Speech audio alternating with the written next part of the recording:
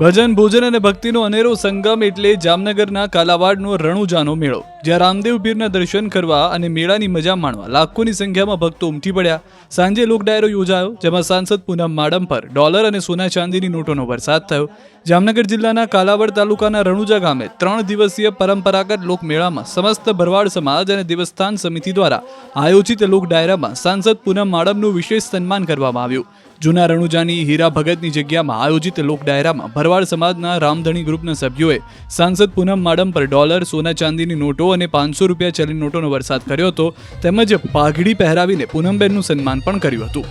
આ સાથે સમગ્ર કાર્યક્રમમાં ભક્તિનો એક અનેરો માહોલ છવાઈ ગયો. લાખોની સંખ્યામાં શ્રદ્ધાળુ ઉમટી પડ્યા. લોક ડાયરા દરમિયાન કલાકારોએ રામદેવ પીરના ભજનોની રમઝટ બોલાવી.